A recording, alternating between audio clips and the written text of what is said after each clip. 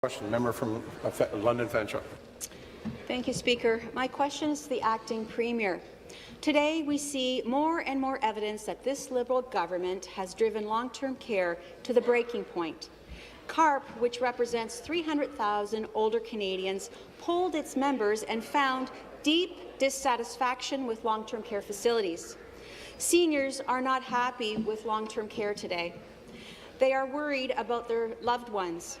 They have little confidence in oversight, and they see that staff are overworked and just don't have the supports they need. After 14 years in power, after 14 years to improve long-term care, after 14 years of inaction, when will this Liberal government finally admit it has spent 14 years failing Ontario seniors? Thank you. Minister of Health and Long-Term Care. Minister of Health, Long-Term Care.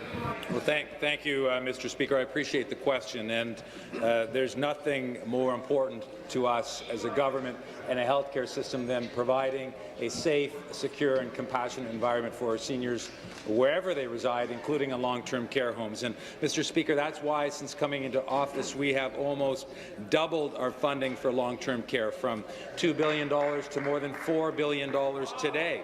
And we've also invested in healthcare personnel, Mr. Speaker, that since 2008, in the last decade, we have added 4,600 new staff into our long-term care homes, Mr. Speaker, and that includes more than 2,000 nurses. We've built more than 10,000 new long-term care beds. We are in the process of developing 30,000 new ones. In fact, we're almost halfway toward that target already. Answer.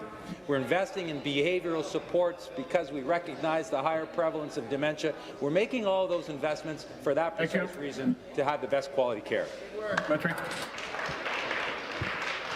Seniors want to see big improvements in long-term care, not more excuses from this Liberal government.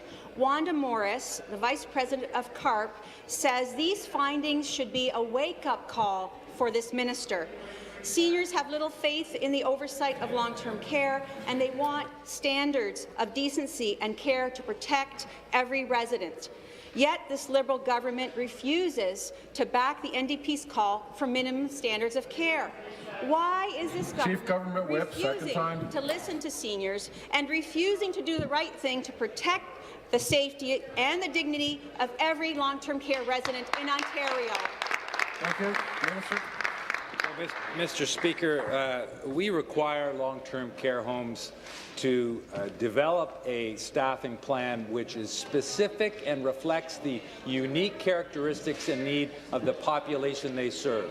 So we think, rather than an arbitrary minimum number of hours or staffing, Mr. Speaker, which in fact was investigated by Shirley Sharkey several years ago, and she did not advocate for that approach. Rather, she felt, and others have felt to this day, that it's most appropriate to recognize that long-term care homes in one part of the province may have a completely different population than in another part of the population. And some arbitrary staffing number is not nearly as helpful or important as ensuring the development of, which they're required to by law, and the implementation of a plan, a human resource plan that reflects the needs of those patients that reside in that residence, Mr. Speaker. Thank you.